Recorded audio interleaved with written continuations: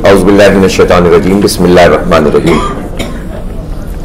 बहुत शुक्रिया अल्लामा सिद्दीक़ अज़हर साहब, इंतहाई काबिल एहतराम महमूद शाम साहब, अयाज़ मीर साहब, मेरी बहन उम्मे रबाब चांडियो, काजिम खान साहब अभी शायद इस तरफ कहीं गए हैं, मोहसिन गुराया साहब, मलिक अहमद खान साहब, मोहतरम आबिद साकी साहब और साहिब तसनीफ़ जनाब अली अहमद ढिल्लो साहब। आज बहुत ही अच्छी तकरीब इसको अटेंड करने का मौका मिला है और मैं शुक्रगुजार हूँ अली अहमद ढिल्लो साहब का कि उनके कॉलम्स पर मुश्तमिल जो किताब है वो इस बेहतरीन तकरीब के इनेकाद का सबब बनी है और आपने इज़्ज़त अफ़ज़ाई फरमाई और याद फरमाया और अमीरुल अज़ीम साहब ने मुझे बहुत ज़्यादा पाबंद किया तो मैं यहाँ पर हाजिर हुआ हूँ और मुझे आज की इस पूरी तकरीब में जो गुफ्तगू हुई है उसका मेयार बहुत अच्छा था अल्हम्दुलिल्लाह। और लोग सोच रहे हैं, बोल रहे हैं, बोलना चाहते हैं और बोलने की तरगीब दे रहे हैं और यही किसी माशरे की ज़िंदगी का एक सबूत होता है। अगर बिल्कुल ही सन्नाटा हो जाए और कोई भी ना हो जो इस तरफ तवज्जो दिलाए तो फिर तो कुछ भी नहीं होता। तो उम्मीद है ये कि इंशाअल्लाह लोग बोलेंगे और जोर से बोलेंगे और ऐसा बोलेंगे कि इंशाअल्लाह वो एक कुव्वत बनेंगे। मैं अपनी बहन के जिनके कॉलम से ही इस किताब का तकरीबन आगाज हुआ उनकी बात करना चाहता हूं कि हमारे मुल्क में ये जो हालात हैं यकीनन बहुत काबिल एहतराम है ज़मीर साहब भी, इम्तियाज़ आलम साहब भी, जिन्होंने बताने की कोशिश की कि पाकिस्तान का क़याम का मकसद क्या था और शायद हम बस किसी दूसरी चीज़ की तरफ चल पड़े और हम कोई मजहबियत की तरफ शायद चल पड़े या हम किसी इस्लाम के लेक्चर और दर्स व तदरीस की तरफ चले गए जिसके नतीजे में हमारा ये हाल हुआ है। मेरा ख्याल है कि इस दर्स व तदरीस का, और जिसको सही दर्स व तदरीस कहते हैं, दर्स सिर्फ वो नहीं होता कि जो एक आदमी बस अपने फजाइल बयान कर देता है मजहब के। इस्लाम रिचुअल्स का नाम नहीं है, इस्लाम एक निज़ाम का नाम है और उसके निज़ाम की जो जड़ है और बुनियाद है वो अदल पर है और वो मुशावरत पर है। अदल और मुशावरत और लोगों की राय के जरिए से, जिसको आप जमहूरियत का लफ्ज़ कहते हैं, उसकी राय के जरिए से किसी का बरसर इक़्तिदार आना और वो अल्लाह के सामने भी जवाबदेह हो और बंदों के सामने भी जवाबदेह हो, इसके ऊपर इस्लाम का पूरा स्ट्रक्चर कायम है। जो गलतफहमी होती है वो पैदा ही उस वक्त होती है जब हम दीन को दुनिया के तमाम मामलात से जुदा करते हैं।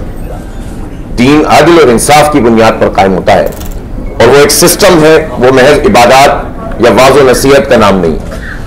और इबादत आप नबी पाक सल्लल्लाहु अलैहि वसल्लम की पूरी सीरत का मुताला करेंगे और आपकी जिद्दोजहद का मुताला करेंगे तो उसमें जो तदरीज का अमल है, ज़हन साजी, तमाम मजलूमों को, मकरूरों को, मजबूरों को जोड़ना, जालिमों के मुकाबले में खड़ा करना, सिस्टम को चैलेंज करना, उसकी बुनियाद पर इस पूरी तहरीक को कायम करना और फिर यह सूरत हाल हो कि कैद बंद की सहूलतें भी बर्दाश्त करें और फिर अपना घर भी छोड़ना पड़े, हिजरत करना और वहां पर एक स्टेट को कायम करना। और उसमें भी फिर जो अहकामात हैं जिनसे हम बहुत खौफ खाते हैं सजाओं से, वो अहकामात सजाओं के भी उस वक्त आते चले गए जब निज़ाम कायम होता चला गया, जब लोगों को अदल मिला, इंसाफ मिला, जब एक ऐसी चीज मिली कि जिसके नतीजे में गरीब और अमीर दोनों को इंसाफ बराबर का मिलेगा और दोनों को राय देने का हक हासिल होगा, तो फिर उसके नतीजे में फिर सजाओं का भी पूरा सिस्टम बना, फिर एक पैकेज की सूरत में ये दीन है। तो अगर ये कायम हो जाता जिस मकसद के लिए मुल्क हमने बनाया था तो फिर ये बांग्लादेश ना बनता, फिर बंगालियों को उनके हुकूक मिलते हैं, फिर सिंधियों को उनके हुकूक मिलते, बलोचों को उनके हुकूक मिलते, पंजाबियों को और पख्तूनों को और महाजरों को उनके हुकूक मिलते, तो लोग लिसानियत की बुनियाद पर नहीं उठते। इसलिए ये अदल अगर हम कायम करने में कामयाब हो जो हमारे दीन की सबसे बड़ी पहचान और शनाख्त है तो फिर ये शिकवे दूर हो जाएंगे। बाकी कैसा भी निज़ाम हो, जिसको जो कुछ करना होता है थोड़ा बहुत तो रास्ता निकाल ही लेता है, तो वो तो निकल ही जाता है। तो लेकिन उसके बावजूद मैं अर्ज ये करना चाहूंगा कि इस वक्त जो किताब मैंने जिसका जिसका मुताला किया और कुछ कॉलम्स ऐसे थे, मुझे असल में बहुत अच्छी बात यह है कि ढिल्लो साहब ने वो मुसव्वदा भिजवा दिया था जो छपने से पहले, तो जिसके नतीजे में कुछ देखने का मौका मिल गया और आज किताब जिसमें कुछ कॉलमों का इजाफा हो गया वो भी मिला। मैं देख रहा था कि इस वक्त का सबसे बड़ा मौजू फ़लस्तीन है और इस किताब में फ़लस्तीन के बारे में नहीं है। ज़ाहिर है कि वाक़यात की सूरत में जब ये कॉलम लिख रहे थे तो शायद उस वक्त कोई चीज़ नहीं आई थी, लेकिन अब इन्होंने उसको शामिल कर दिया है। और इसी तरह से जमहूरियत पर बात है, फस्तायत पर बात है, आमरियत पर बात है, और जिस तरह से जो पहरे बिठाए जाते हैं सोच पर, फिक्र पर, उस पर गुफ्तगू है। अच्छी बात यह है कि ढिल्लू साहब जब कॉलम लिखते हैं तो वो कॉलम महज एक लफ्ज़ नहीं होता, एक बिल्कुल थ्योरी नहीं होती, बल्कि उसके साथ साथ वो आदाद शुमार भी पेश करते हैं, तारीखी पस मंज़र भी बयान करते हैं और तारीख से जोड़ते हुए हालात का तज़किया करते हैं, जो बहुत अच्छी बात है। और उसके नतीजे में एक तालिब इल्म को या कारी को बहुत कुछ पता चल जाता है कि जो वो एक सतही किस्म के कॉलम से उसको अंदाज़ा नहीं होता। तो अल्लाह ताला इनके इस ज़ोर कलम में इजाफा फरमाए, ये इसी तरह लिखते रहें, रहनुमाई करते रहें। हर इंसान से गलती हो सकती है, कमी बेशी हो जाती है, वो तो इंसान हर नए दिन सीख रहा होता है और सीखने का ये अमल तो मौत तक जारी रहता है। मैं ये अर्ज करना चाहूंगा कि मुझे एक थोड़ा सा एक कमी महसूस हुई इस किताब में। आया भी मैं कराची से हूँ, सुबह सिंध से हूँ, और आज सुबह सिंध से 3 लोग आए हुए हैं, मेरी बहन आई हुई है, महमूद शाम साहब हैं, मैं खुद हूँ। तो मुझे एक कमी महसूस हुई कि इसमें कराची जो पाकिस्तान का मुआशी हब भी है, कराची जो पाकिस्तान की आबादी का तकरीबन 12-13% अगर इसको सही काउंट कर लिया जाए, कराची जो बहरहाल इन गए गुजरे हालात में भी मईशत का पहिया चला रहा है, कराची टैक्स देता है तो बहुत कुछ आगे बढ़ता है, लेकिन कराची इसमें थोड़ा नजरअंदाज हो गया। बिल्कुल ऐसे ही नजरअंदाज हो गया जैसे हर हुकूमत नजरअंदाज कर देती है, जैसे मलिक साहब भी कर देते हैं, और आपको तो मैं नहीं कह रहा कि आप किसी पार्टी के तो वो भी कर देते हैं। खान साहब भी नहीं आए कराची, 3.5 साल में 3.5 दिन भी नहीं आए, बड़ा शिकवा है हमें उनसे। और मैं अगर पूछूं कि मुस्लिम लीग नून ने नवाज शरीफ साहब ने कराची को जो अहमियत दी है, पिछले 35 साल में उन्होंने कोई बड़ा जलसा नहीं किया मलिक साहब, नवाज शरीफ साहब ने। ये एक अहमियत है आपकी पार्टी की कराची को, आपकी पार्टी ये जलसा होगा, हमें हो सकता है कि हमें इससे सियासी तौर पर कुछ आपको फायदा हो, लेकिन मैं ये बता रहा हूं। और कराची का मामला है कि इसको एस्टेब्लिशमेंट भी सिर्फ उनके जो लोग डिप्यूट होते हैं 3 साल के लिए, 6 साल के लिए, वो आते हैं और डिप्यूट होकर अपनी कार्रवाई डालते हैं और चले जाते हैं, वो ऑन नहीं करते इस शहर कराची को। प्रॉब्लम आ जाए तो ऑपरेशन कर देते हैं, लेकिन इसकी ऑनरशिप नहीं लेते, और ये सारे लोग ही ऑनरशिप नहीं लेते। जब बहुत हालात तबाह होने लगते हैं तो सब लोग बैठते हैं, टैक्स कमेटी बैठती है, कैसे इसको ठीक करें, स्ट्रीट क्राइम कैसे सही हो, दहशतगर्दी कैसे सही हो, उसमें चीजें तय होती है। काइनेटिक एक्शन लिया जाएगा, एक नॉन काइनेटिक लिया जाएगा। सर देखिए, जी तशरीफ रखिए, मैं उस मीटिंग में शरीक था जिसमें मियां मोहम्मद नवाज शरीफ साहब तशरीफ लाए थे, आर्मी चीफ साहब भी थे, और उस वक्त एमक्यूएम के गवर्नर जनाब डॉक्टर इशरतुल इबाद साहब भी थे, जरदारी साहब भी थे। उन 2 मीटिंगों का मैं गवाही नहीं हूं, बल्कि कभी आप मियां मोहम्मद नवाज शरीफ साहब से पूछ लीजिएगा कि उस मीटिंग में जब किसी को बात करने का हौसला नहीं हो रहा था एमक्यूएम के खिलाफ, तो मैंने वहां पर क्या बात की थी, पूछ लीजिएगा। तो इसलिए कि हमारी यार प्लीज बात सुनने दें, आप क्या कर रहे हैं? आप चलो अलामा साहब को सुने, बड़ा अच्छा चल रहा है हमारा प्रोग्राम, अब ये तय करके आए हैं कि कोई तो अब मैं ये कर रहा हूं कि काइनेटिक एक्शन में भी होता है कि आप मुजरिम को पकड़ें, आप जो है वो फौरी तौर पर टारगेट किलर को पकड़ें, ये सब चीजें भी उस तरह से तो नहीं हो रही जिस तरह होनी चाहिए। लेकिन नॉन काइनेटिक एक्शन जो तय हुआ था उस पूरे नेशनल एक्शन प्लान में कि आप इंफ्रास्ट्रक्चर ठीक करेंगे, आप तालीम देंगे, आप सेहत की सहूलत देंगे, आप मनशियात के अड्डे खत्म करेंगे, आप लोगों को रोजगार देंगे। कराची के नौजवानों को रोजगार नहीं मिलता।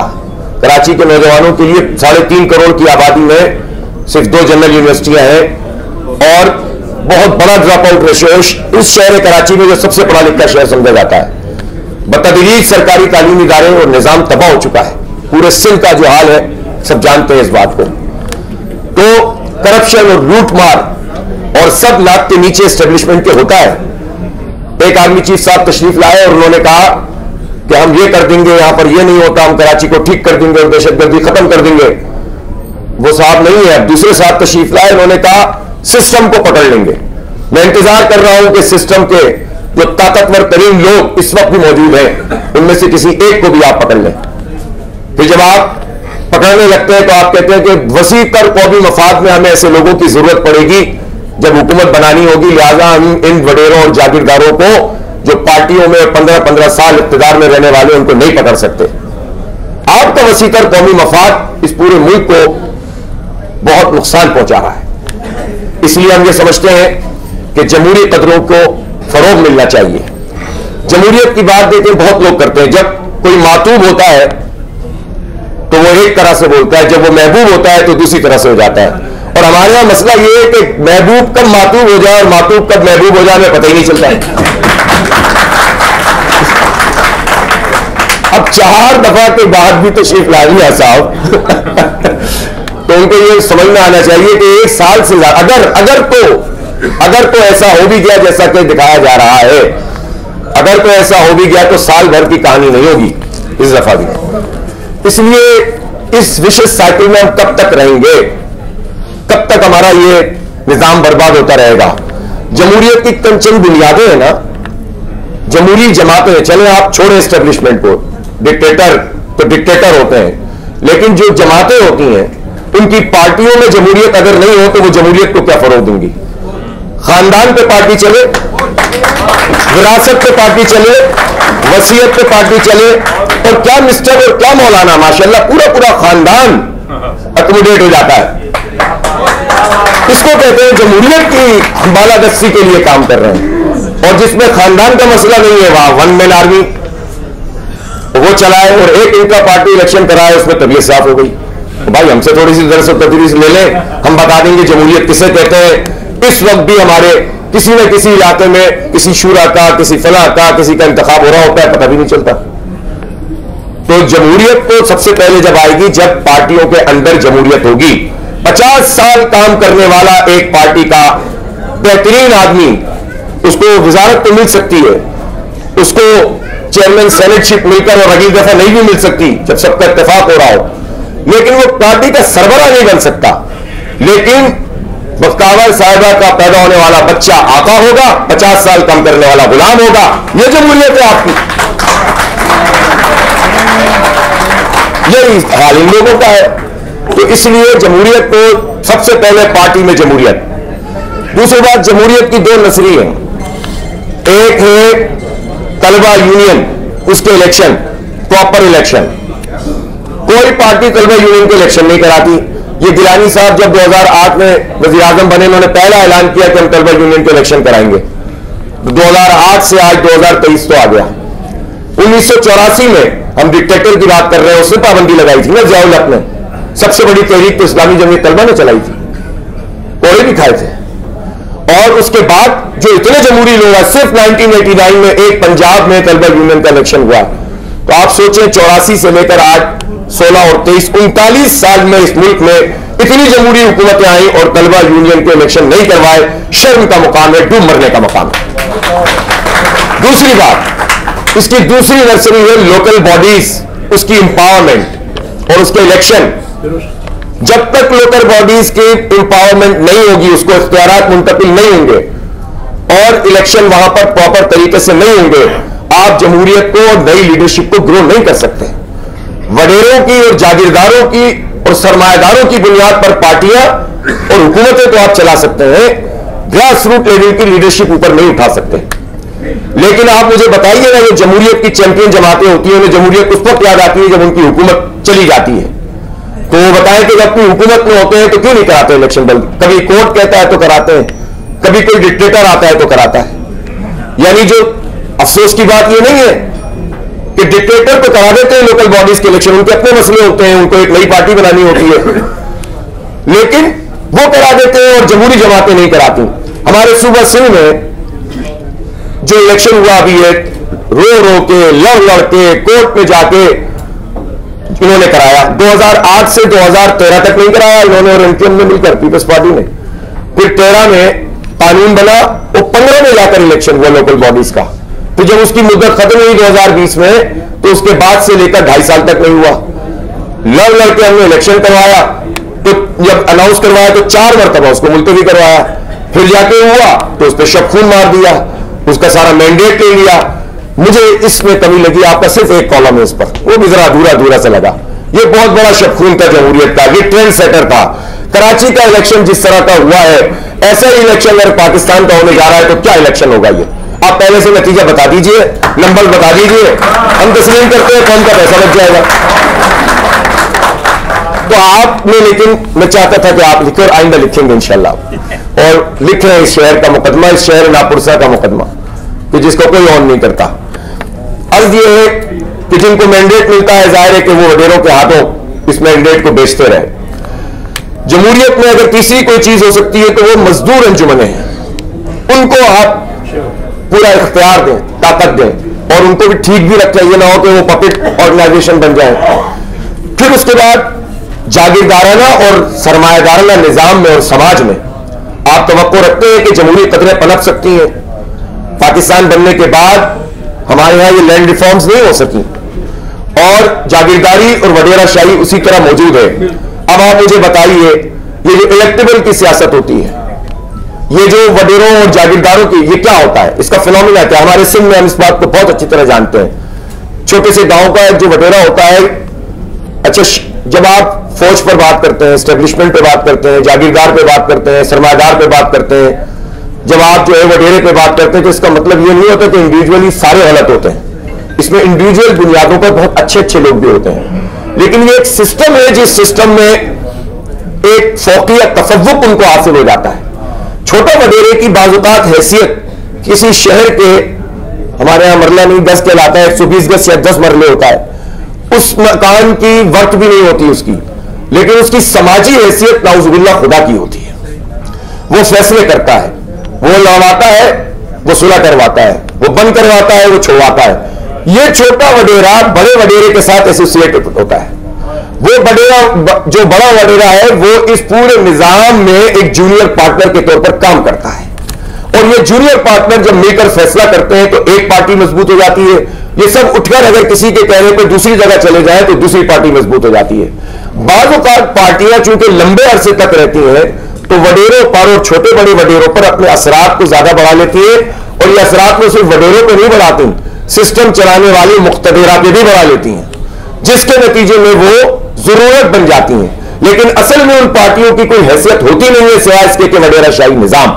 जब तक ये निजाम नहीं टूटेगा, जब तक ये मसला हमारा हल नहीं होगा, इस जागीरदारी समाज को कैसे तोड़ा जाएगा? इस जागीरदारी समाज को अवेयरनेस की एक बड़ी कैंपेन और एक मुजाहिमत के जरिए से तोड़ा जाएगा। जहां मेरे बाप चांदियों मौजूद हो, वहां पूरी कौम उसका साथ देने के लिए आ जाए। वो वहां रहकर कुछ नहीं कर सकेगी, लेकिन शहरों में रहकर अगर हम उन फ्यूडल्स के मुकाबले में एक बहुत बड़ा जत्था बनाने में कामयाब हो जाए, तो देखें ये फ्यूडलिज्म एक माइंडसेट का नाम है। हमारा शहर अर्बन फ्यूडलिज्म को भुगतता रहा 20-25 साल, 30 साल। एक माइंडसेट का नाम है कि एक दफ्तर बन गया एक पार्टी का, सारे फैसले वही करेंगे, रियासत के अंदर रियासत बन गई है, और फिर वो सबकी जरूरत बनते थे। तो ये माइंडसेट खत्म होना चाहिए, हमें आजाद होना चाहिए। तो हम सिर्फ ये नहीं कि आप फैशन बन जाए तो हम सिर्फ एस्टेब्लिशमेंट को गाली दें, बल्कि एस्टेब्लिशमेंट के जितने जूनियर पार्टनर होते हैं उनके जरिए से एस्टेब्लिशमेंट मुनज़्ज़म और मजबूत होती है। आप उस पूरे समाज के खिलाफ भी आपको एक जबरदस्त मुज़ाहिमत और उससे पहले अवेयरनेस पैदा करनी होगी, और जो जो इस पर काम कर रहा है उसका साथ देना पड़ेगा। जुल्म के जितने अलामतें हैं दुनिया भर में, मैक्रो लेवल पर भी और माइक्रो लेवल पर भी, उन सब के मुकाबले में मजलूमों को एक होना पड़ेगा। फलस्तीन का तज़किरा जमीर साहब ने कहा, बिल्कुल ठीक बात है। आप ये देखिए कि 76 साल तो तकरीबन 75 साल हो गए इसराइल को बने हुए, और उससे पहले 1917 में बाल्फर डिक्लेरेशन हुआ, फिर उनके सारे सहूलियों को लाकर बिठाने की कोशिश हुई, फिर लीग ऑफ नेशन ने उसको कबूल कर लिया, फिर अक़वाम मुत्तहिदा ने उसको रियासत का दर्जा दे दिया। यह सब जुल्म था कि मकामी लोगों के ऊपर आप पूरी दुनिया से जमा करके सहूलियों को जमा कर दें, उनकी जमीनों पर कब्जा कर लें, और फिर कहें कि आओ उनको तस्लीम कर लो इसलिए कि वो ताकतवर है। उसको तस्लीम नहीं किया जाएगा, कायदे आज़म ने नहीं किया था। अब अगर कोई दो रियासती हल की बात करता है तो वो दो रियासती हल का मतलब ये होता है कि आप इसराइल को एक रियासत कबूल करते हैं, लेजिटिमेट रियासत। इसलिए हम कहते हैं कि हमारे हुक्मरानों को होश के नाखून लेने चाहिए। काकर साहब वगैरह को तो पता नहीं, पता भी है कि नहीं पता है, बनते तो बड़े दानिश्वर है कि दो रियासती हल का मतलब क्या है। इसका मतलब है कि आप लेजिटिमेसी दे रहे हैं इसराइल को, उसके नापाक वजूद को, जिसको पाकिस्तान ने कभी भी कबूल नहीं किया है। इसलिए, और ये मसला अरब और अजम का नहीं है, ये मसला अगर दीनी एतबार से देखा जाए तो ईमान का मसला है कि मस्जिद अक्सा पर तसल्लुत है, और इंसानियत का मामला देखा जाए तो जालिम और मजलूम का मसला है। अगर अरब मुसलमान उसका साथ नहीं देते तो इसका मतलब ये नहीं कि पाकिस्तान भी नहीं देगा। हमारी इतनी वक़्त थी, हमारी इतनी हैसियत थी कि दुनिया में होने वाला कोई वाकया और दुनिया की कोई सियासत, उसमें हमारा एक अहम तरीन रोल होता था। इन जालिमों ने, इस हुक्मरान तबके ने पूरे पे पूरे हमें इतना बेवकूफ कर दिया कि आज आप सोशल मीडिया पे चले जाएं और बड़े चैनल्स पे चले जाएं, दुनिया में जो मीडिया है, पाकिस्तान का कोई तज्जिया निगार भी नहीं होता है कि जिसको कोई अहमियत दे रहा हो, कोई जो है स्ट्रेटेजिस्ट भी नहीं होता कि जिसको कोई अहमियत दे रहा हो, बल्कि मलेशिया तक के और इंडोनेशिया तक के लोगों को लोग बुला लेते हैं। ये बेवकूफी हमसे नहीं देखी जाती। हमें सबको मिलकर इसके खिलाफ जिद्दोजहद करनी पड़ेगी, अपने आप को मनवाना पड़ेगा। मायूस होकर घर बैठना वक्ती तौर पर उबाल आए, मैं मातूब हूं तो हम सब बहुत एंटी एस्टेब्लिशमेंट हो जाए, मैं महबूब हूं तो बिल्कुल उसके आगे लेट जाए, ये नहीं चलेगा। अब सबको मिलकर तय करना पड़ेगा, और मैं ये समझता हूं कि एक डायलॉग शुरू होना चाहिए, गुफ्तगू शुरू होनी चाहिए और एस्टेब्लिशमेंट से भी होनी चाहिए, लेकिन उसके लिए अपना कैरेक्टर होना चाहिए। खुद हम भी जमहूरी कदरों के पासबान बनेंगे तो हम किसी से बात कर सकेंगे कि आप जमहूरियत को पामाल ना करो। हम जब वहां से जाकर ही हासिल करना चाहते हैं तो फिर कैसे जो है वो अपने आप को आगे लेके जा सकेंगे। इसलिए सबको सर जोड़ना पड़ेगा और आगे बढ़ना पड़ेगा। बहरहाल मैं अर्ज ये करना चाहता हूं कि इस वक्त का मसला जो इसराइल का है, देखें 73,000 लोग अब तक 63,000 लोग अब तक कत्ल कर चुका है 76 साल में। हर साल 100 बच्चे एवरेज तो वैसी मार देता बगैर जंग के। बिल्कुल मस्जिद अक्सा में वो जिस तरह से हर साल हर महीने लोगों की बेहुरमती करता है, मस्जिद की बेहुरमती करता है, रोजाना की बुनियाद पर जमीनों पर कब्जे करता है, इसका क्या इलाज था? इसका इलाज था कि लोग उठते, मुस्लिम हुक्मरान उठते, अरब हुक्मरान उठते और उसका मुकाबला करते। हमसे ये कहा गया कि चूंकि इतना ताकतवर हो गया इसराइल तो अपनी मईशत चलानी है तो इसको तस्लीम कर लो, और कुछ लोग पैदा भी हो गए ऐसे जो ऐसी बातें करते थे। बहरहाल हमास को मैं ये क्रेडिट देता हूं कि उसने आज के इस दौर में अपने अमल के नतीजे में पूरी दुनिया के बाज़मीर इंसानों को जोड़ दिया, और सबसे बढ़कर जिस चीज को एक्सपोज किया है वो मगरिब का पूरा निजाम है जिसको एक्सपोज किया है। आप ये देखिए अमेरिका में कितनी रियासतें ऐसी हैं जहां ये कानून है कि अगर मां अपने बच्चे को थप्पड़ मार दे और बच्चा फोन करके अगर पुलिस को बुला ले तो गिरफ्तार कर लेते हैं। ऐसा ही है। तो अपने मुल्क में आप इन बच्चों की इतनी इज्जत करते हैं। आपने बताया कि हम इंसानी हुकूक के इतने बड़े पासबान हैं, लेकिन आप फलस्तीनी बच्चे सैकड़ों की तादाद में एक ही बम से शहीद हो रहे होते हैं, और जो बाइडेन कहता है कि इसराइल को यह हक हासिल है कि वो ये काम करे। उसके नतीजे में पहले तो ये मीडिया वार के जरिए से धोखा दे लेते थे, अब जब से ये एहतजाज शुरू हुआ तो उसके नतीजे में अब बाज़मीर लोग सब इकट्ठे हो गए और अपनी आवाज उठा रहे हैं। लेकिन मुझे अफसोस है कि पाकिस्तान से वो ताकतवर आवाज अभी तक नहीं उठी है जितनी उठनी चाहिए थी। जितना हमसे हो पा रहा है हम कर रहे हैं, और मैं आपको दावत देता हूं कि आप सब निकले और एक बहुत बड़ी कुव्वत बन जाए।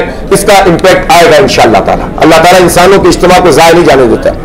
फिर उसके बाद आप ये देखिए कि हमास क्या करते हैं जब लोग मर रहे हैं, जब तकरीबन 7,500 नौजवान कैद में, जिसमें बच्चे भी शामिल हैं, और वो कैद में उनके साथ वो इंसानियत सोच सलूक है, और उनके अंदर ये बात कि हमारा कोई है जो 10 साल 8 साल 6 साल से गिरफ्तार है, कोई पूछने वाला नहीं है। मस्जिद अक्सा के साथ जो कुछ हो रहा है वो अपनी जगह, ग्रेटर इसराइल पर वो अपना पूरा काम कर रहे हैं, जिसमें जॉर्डन भी है, इजिप्ट भी है, शाम भी है, मदीना भी है, उस पर काम जारी है। पूरी दुनिया में अरब ममालिक उसको कबूल करते चले जा रहे हो इसराइल को, पाकिस्तान तक उसकी बाज़गश्त सुनी जा रही हो, तो वो क्या करते सिवाय इसके कि उन्होंने मुकावमत का रास्ता इख्तियार किया, और उन्होंने उनकी इंटेलिजेंस नेटवर्क को भी फेल किया, और ये अल्लाह के भरोसे पर उन्होंने इस काम को किया, और आज तक की तारीख में तो वो हमास को शिकस्त नहीं दे सके। इसराइल बम फेंक सकता है लेकिन वो लड़ नहीं सकता। जब भी वो अंदर आने की कोशिश करते हैं वो उनका मुकाबला कर रहे हैं, लेकिन वो तो मुकाबला कर रहे हैं, तो ये कह सकता है कि हमास ने क्या कर दिया, बेवकूफी के अटैक कर दिया और उसके नतीजे में लोग मर रहे हैं। वो जवाब में ये कहते हैं हम तो मर ही रहे हैं, हमारे जवानों के तो रोजगार के मौके खत्म हो रहे थे, समंदर के रास्ते से जाते थे, जो है वो समंदरी जानवरों का शिकार हो जाते थे। कितने लोग ऐसे पावर्टी लाइन बढ़ती चली जा रही थी, और लोगों ने कहा कि हम कुछ भी नहीं कर सकेंगे, तो फिर हमारे पास कोई दूसरा रास्ता नहीं था सिवाय इसके कि हम मुजाहिमत करें। हमने इस मुजाहिमत को किया है, हम इसके ऊपर कायम है। असल सवाल तो उनसे है जिनकी जिम्मेदारी बनती है कि वो जाकर वहां पर गजा के मुसलमानों की मदद करें। भाई कुछ नहीं कर सकते, फ्रीडम फ्लोटेला जैसी चीज तो लेकर जा सकते हो, आगे तो बढ़ सकते हो। कहां चली गई इनकी गैरत, कहां चले गए इनके ईमान? 80 लाख के करीब रेगुलर आर्मीज है इस्लामी दुनिया की, तो ये अवाम को उठना होगा ताकि फिर इनके ऊपर दबाव बने। इसलिए आपने वजह तौर से 2 कॉलम इसमें लिखे हैं। मैं एक मरतबा, फिर बात लंबी हो रही है चूंकि प्रोग्राम ऑलरेडी बहुत तवील हो गया है। बहुत बहुत शुक्रिया कि आपने दावत दी है, बहुत अच्छा लगा कि आप सब लोग यहां पर मौजूद हैं। आपसे बस यही दरखास्त है कि बोलते रहने से, गुफ्तगू को जारी रखने से, बात को आगे बढ़ाने से ही मसला हल होता है। मायूसियां पैदा करने, फैलाने, मुल्क को छोड़कर जाने के रुझान को बढ़ाने, इसके नतीजे में 25 करोड़ इंसान तो मुल्क से बाहर नहीं जा सकते। इसकी यूथ ही 65% है, तकरीबन 16-17 करोड़ तो इसकी यूथ है, 35 साल तक के लोग हैं। ये कहां चले जाएंगे? क्या समंदर में फेंक देंगे? कहां ले जाएंगे हम इनको? ये सब बाहर नहीं जा सकते और बाहर के हालात का भी कुछ पता नहीं होता कि कब रिवर्स गियर लगना शुरू हो जाए। यही रहना है। अल्लाह ने बहुत कुछ हमें अता किया है, लीडरशिप को ठीक पहचानी है। जमहूरी कदरों की बात करते हो तो जमहूरियत का सवाल कीजिए उनसे। वो आजादी राय की बात करते हो तो उनसे पूछे जब हुकूमत में होते हो तो कितनी आजादी इज़हार राय का तुम्हें जो है हक देते हो लोगों को, और जेन्युइन लीडरशिप में आगे बढ़ने की तमन्ना पैदा कीजिए। अल्लाह ने चाहा तो ये हालात बदलेंगे और जरूर बदलेंगे। ये मुल्क अल्लाह ताला इंशाअल्लाह बेहतर बनाएगा। हम सबको इसके लिए कुछ करना होगा। बहुत बहुत शुक्रिया। वाफिर दावाना अल्हम्दुलिल्लाह।